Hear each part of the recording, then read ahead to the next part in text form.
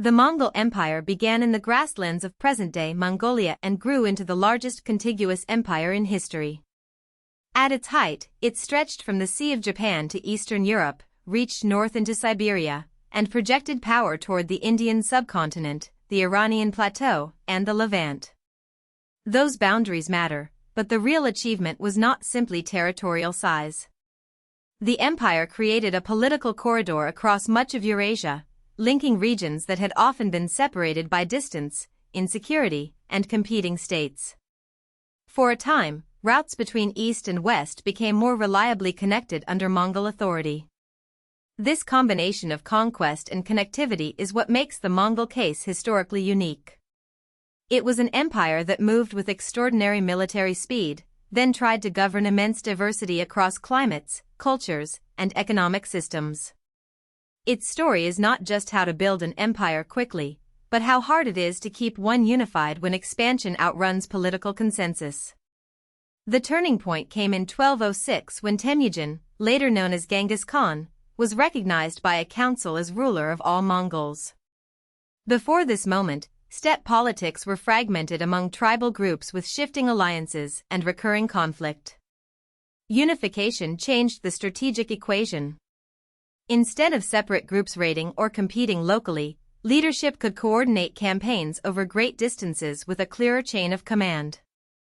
This was not only a military change but a political one. Legitimacy, loyalty, and resource mobilization were redirected toward an imperial project.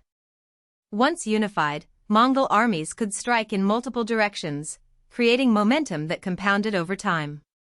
Each conquest offered fresh manpower, tribute, and intelligence for the next campaign. The empire's expansion under Genghis and his successors was therefore systematic rather than accidental. The Mongol state translated steppe mobility into strategic reach, showing how institutional unity can transform regional warriors into a transcontinental force.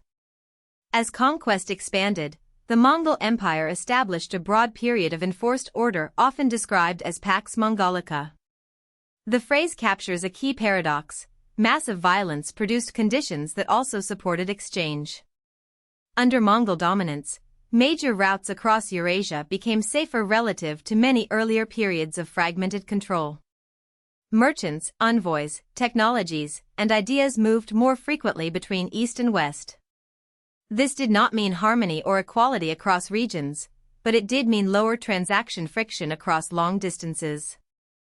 Goods could move through connected zones under one imperial umbrella, while political communication across vast space became more feasible than before.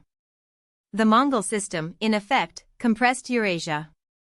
It brought distant economies and knowledge networks into tighter contact, helping transfer practical techniques and cultural influences across civilizational boundaries.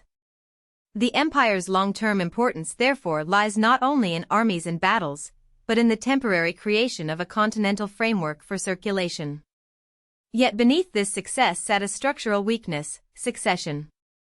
After Genghis Khan, disputes emerged about which line should dominate imperial leadership. Should authority continue through Ogdi, the initial heir, or shift toward descendants of other sons such as Talyui, Chagatai, or Joki? In a dynastic empire where legitimacy and military command were tightly linked, succession conflict was existential. Rival branches could mobilize armies, forge regional alliances, and challenge central appointments. These were not abstract genealogical debates, they shaped taxation, appointments, campaign priorities, and imperial cohesion. The struggle became violent, with factional purges and recurring power contests. Although Talyuid forces eventually gained advantage in key rounds, victory did not produce a stable constitutional order for future transitions. Every major death at the top could reopen old fault lines. The Mongol Empire had mastered expansion logistics, but it never fully solved the political mechanics of orderly, uncontested transfer of supreme authority. A second major tension concerned identity and governance. Mongol rulers had emerged from a nomadic steppe culture, but their empire now included heavily urban and agrarian civilizations with deep bureaucratic traditions. That raised a strategic question: should the empire remain primarily steppe-oriented, or evolve into a more sedentary and cosmopolitan order. This choice affected everything from court culture to taxation and administration. Nomadic political logic rewarded mobility, military flexibility, and tribute extraction. Sedentary governance demanded stable institutions, local administrative integration, and adaptation to complex social hierarchies. Different Mongol elites emphasized different answers depending on region and interest. As branches of the ruling house rooted themselves in separate territories, their governing styles diverged.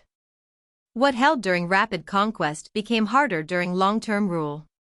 The empire was no longer one campaigning coalition, it was increasingly a set of regional systems connected by shared ancestry but separated by practical statecraft. That divergence made reunification progressively less realistic. The decisive rupture followed the death of Monk Khan in 1259. Rival assemblies elected different successors at nearly the same time, Erik Bok and Kublai Khan. Competing elections meant competing claims to lawful supremacy, and each claim had military backing. The Toluid Civil War from 1260 to 1264 became a dynastic conflict with empire-wide consequences. Kublai eventually won, but his victory came at high cost. Civil war drained resources, hardened factional distrust, and encouraged regional autonomy among elites who had already developed local power bases. At the same time, descendants of other Genghisid lines posed parallel challenges, ensuring that even after battlefield success, central authority remained contested. Kublai could claim primacy, but restoring full obedience across all Mongol branches proved far harder than winning the succession war itself. This period marks the shift from temporary instability to durable fragmentation. After Monk's death, the empire could still coordinate at moments, but singular command was no longer secure. By the end of the 13th century, fragmentation had effectively crystallized into four major khanates. The Golden Horde dominated the northwest. The Chagatai Khanate held much of Central Asia. The Ilkhanate ruled in Iran. The Yuan dynasty governed China from its base in what is now Beijing. These states shared Mongol imperial origins and Genghisid legitimacy, but each pursued regional priorities shaped by local geopolitics and administrative realities. In 1304, the Western Khanates accepted Yuan's suzerainty during Timur's reign, which signaled symbolic hierarchy within a broader Mongol world. But symbolic submission did not recreate operational unity. Day-to-day sovereignty remained decentralized, and each khanate handled diplomacy, warfare, and internal governance according to its own needs. This matters because it reframes the later Mongol period, not as one empire suddenly gone, but as a family of related post-imperial states. The political map changed from unified expansion to negotiated coexistence under shared dynastic memory. The Ilkhanate was the first major branch to disintegrate, breaking apart between 1335 and 1353. Its collapse illustrates how regional regimes could weaken even without a single empire-wide catastrophe. Once central authority in a khanate faltered, local contenders and competing interests accelerated fragmentation. In China, the Yuan dynasty then faced mounting pressure and lost control of key territories, including the Tibetan Plateau and China proper in the mid-14th century. In 1368, Ming forces took Dadu, ending Yuan rule over China's core. But the dynastic line did not vanish immediately. Yuan rulers retreated north and continued as the northern Yuan on the Mongolian plateau. That continuation is important because it shows persistence after apparent collapse. Imperial legitimacy could survive in reduced form, even after loss of major urban centers. The Mongol political world therefore contracted unevenly, with remnants adapting to new realities rather than disappearing all at once. Elsewhere, decline followed different timelines. The Golden Horde fragmented into rival khanates by the late 15th century. Its domination in Eastern Europe is commonly marked as ending in 1480 with the Great Stand on the Yugra River against the Grand Duchy of Moscow. That event symbolized a transfer in regional power balance and the erosion of horde leverage. Meanwhile, the Chagatai political line endured far longer, lasting in one form until 1687, and in the Yarkant branch until 1705. These dates show that Mongol imperial afterlives were durable and regionally specific. The so-called end of the Mongol Empire is therefore better seen as a long process than a single terminal moment. Different successor polities adapted, fragmented, or were absorbed according to local pressures, neighboring rivals, and internal succession dynamics. The empire's breakup was asynchronous. One branch fell early, another transformed, another splintered, another persisted for centuries. So why did an empire that mastered expansion fail to remain unified? One answer is that conquest solved distance militarily, but not legitimacy politically. The Mongol system could coordinate armies across continents, yet repeated succession disputes prevented stable, universally accepted transfer of supreme power. Another answer is that governing success required adaptation, and adaptation produced divergence. As Mongol rulers embedded themselves in different regions, they developed distinct institutions and priorities, making central reabsorption unlikely. In this sense, fragmentation was not only breakdown, it was also the political consequence of ruling immense diversity. The empire's strengths, mobility, military discipline, and flexible incorporation enabled rapid growth and broad connectivity. But those same traits did not automatically generate a durable constitutional center. The Mongol case teaches a larger historical lesson.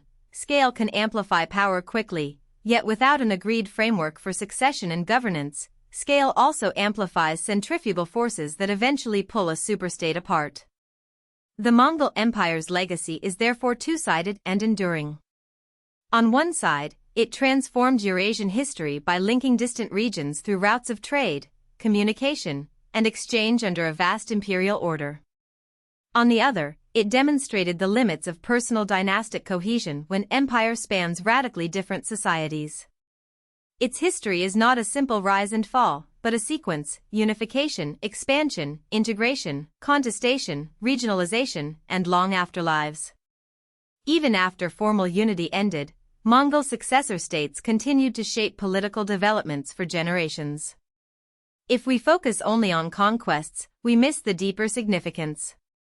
The more revealing story is how an empire can simultaneously integrate a continent and decentralize itself through its own governing pressures.